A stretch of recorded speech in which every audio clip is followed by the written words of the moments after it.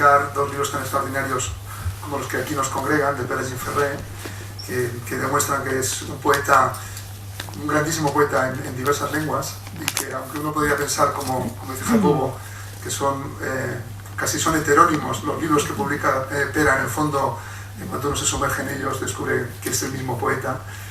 Además de eso, yo creo que también es una suerte contar con dos traductores y dos poetas también, con mucho talento, como son Justo y como son José María Micó, Justo Navarro y José María Micó. Y por eso creo que la ocasión, digamos, es también una celebración de la poesía, de la lengua y como les digo, de ese maravilloso talento concentrado aquí en esta mesa. Por eso les invito a que luego pregunten. Gracias y le paso. Gracias a todos. Para mí, en fin, es muy fácil hablar hoy porque tendría que reducir mi intervención a dar las gracias, pero cuando hay tantos traductores en una mesa, porque no solo somos los dos traductores, sino que Pere Gimferrer también ha traducido, me acuerdo de la escena del Quijote en que visitan la segunda parte, porque hay otras alusiones a la traducción, en que visitan una imprenta y dice aquello tan desconsolador para los traductores, especialmente para los que mezclamos lenguas muy próximas, que el traducido de lenguas fáciles ni arguye ingenio ni elocución. Creo que Justo ha hecho más o menos lo mismo que yo, traducir de lenguas aparentemente fáciles. El italiano para él es su segunda lengua, como para mí lo son segunda o tercera el catalán y el italiano también para Gimferrer. Esa es la situación, pero la trampa de la traducción entre lenguas fáciles es una trampa muy profunda, porque la lengua de los poetas no es exactamente la lengua de los pueblos ni de las naciones, sino que es una lengua peculiar, y por tanto el primer agradecimiento en mi caso es para el propio Pere Gimferrer, sin cuya intervención y sin cuyas aclaraciones telefónicas algunas de las frases del libro hubieran sido pintorescas, por no decir completamente incorrectas, como digo y reconozco en la nota del traductor. Cuando me pidió Pere Gimferrer que tradujera Perriguardo, tengo que decir que sentí preocupación y alegría y una, podríamos decir, una expectación por los poemas que iba a leer que no conocía. Cuando los leí, como siempre que leo a Gimferrer, fueron un descubrimiento feliz, es un poco lo que ha dicho José María, de inventar una lengua con las palabras de todos, con las palabras que ya están inventadas. No me sorprendió que Gimferrer hubiera escrito poemas en catalán. No me sorprendió porque, como explica Jacobo Cortines en el espléndido prólogo a Perriguardo,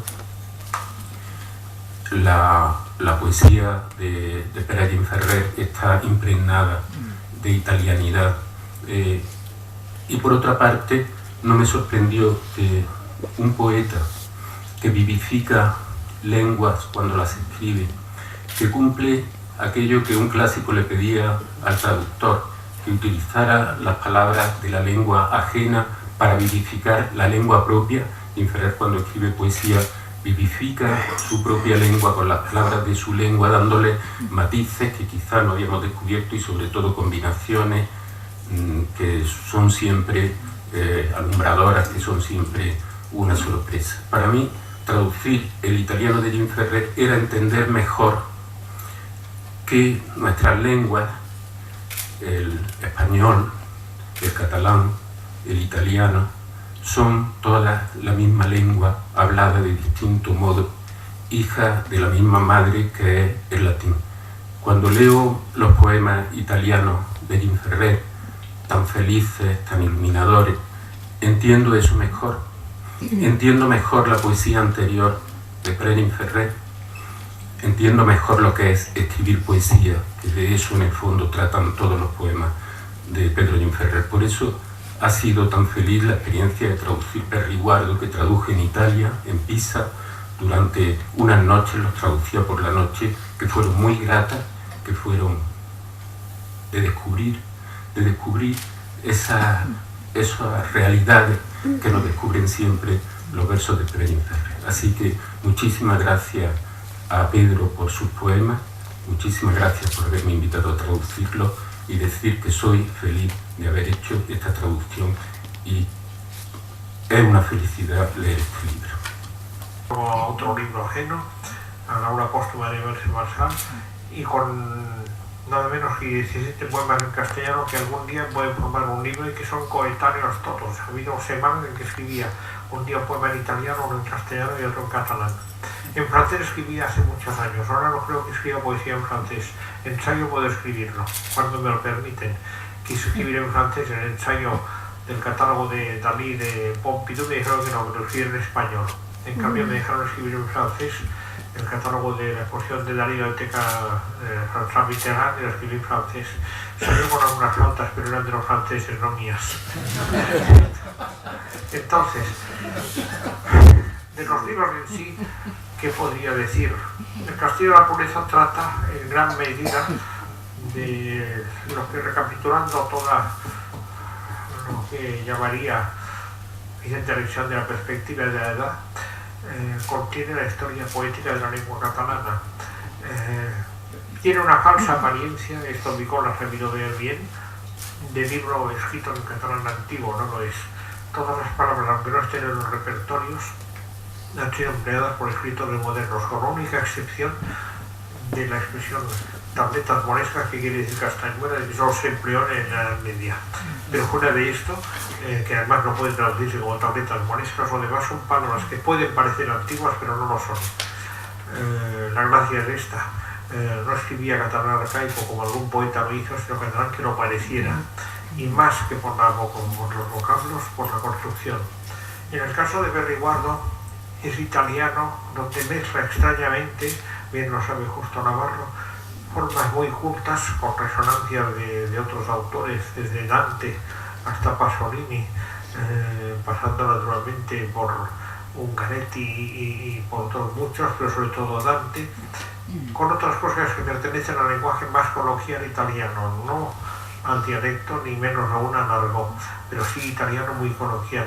Esto se trata de mezclar con el resultado, espero que aceptable, que he conseguido. Siempre existe el riesgo, me lo dijo una vez Javier Marías, que no escribía en inglés por miedo a que le saliera una cosa fantasmagórica. Sin embargo, un otro día me llamó Javier Marías para acusarme de decir los libros y no empleó la palabra fantasmagórico. No quiere decir que lo hubiera leído, pero al menos la idea de lo fantasmagórico respecto a mi italiano no tenía. Dicho esto, yo puedo decir poco y mucho de los libros. Tienen temas distintos. Castillo de la Pureza trata de la historia de una lengua, no solo la historia de una lengua literaria, sino la historia general de una lengua y lo que late tras ella. Está llena de alusiones. Es un libro muy complejo, de poemas muy largos y con alusiones oscuras, que espero que si se imponga sea por la profusión y brillantez de las imágenes y los sonidos, no por un sentido lógico que existe, pero es inherente al poema, no le determina antes. Cuando el poema existe su sentido lógico porque el poema ha existido. Los otros poemas, mucho más breves, los poemas italianos, son muy concentrados. El italiano, curiosamente, me ha llevado por el peso, como señala Cortines, de las palabras note e morte, igual que en español tiene peso el sustantivo rosa o el adjetivo purpúrea o el sustantivo púrpura. Me ha llevado por el camino de la poesía más encarada a los dilemas de la vida y la muerte, pero todo eso extrañamente encarnado al mismo tiempo en un lenguaje muy arraigado en la tradición dantesca y postdantesca y en la lengua coloquial y hasta en diálogos de novelas o películas. En todos estos casos, en uno y otro libro, hay muchas referencias y citas que no espero que el autor tenga que reconocer y que no pueden ser la causa por la que el poema interese. Ha habido otros poetas que han escrito con muchas cifras ocultas al parecer. El que mejor hizo eso en ciertos momentos fue Leoncio Otero, que era un maestro de insertar fragmentos de otros poetas, no decir que lo hacían y luego descubrías que venía de otro poeta. En esto Leoncio Otero ha sido el más hábil y además lo marcaba con comillas. Hay casos como Pound o Eliot que se marcan y se indica que es cita. El Leoncio Otero se diluía, quedaba integrado en el idioma.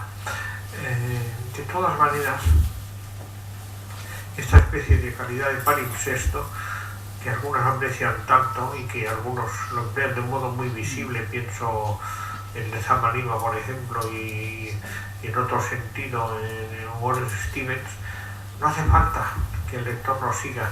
Si el poema existe, existe por sí mismo, no porque sepas que habla de esto o lo otro, porque hablando de esto o lo otro puedes no escribir un poema que sea interesante, sino solo que tenga un interés para hacer un análisis de tipo universitario o de tipo académico. Dicho esto, yo no puedo añadir, podría añadir mucho más, pero entonces convertiría esto en una conferencia sobre mí mismo, no es quizá lo que hay que hacer. Esperaré que alguien plantee alguna cuestión o que por sí mismo alguien se decida a decir algo.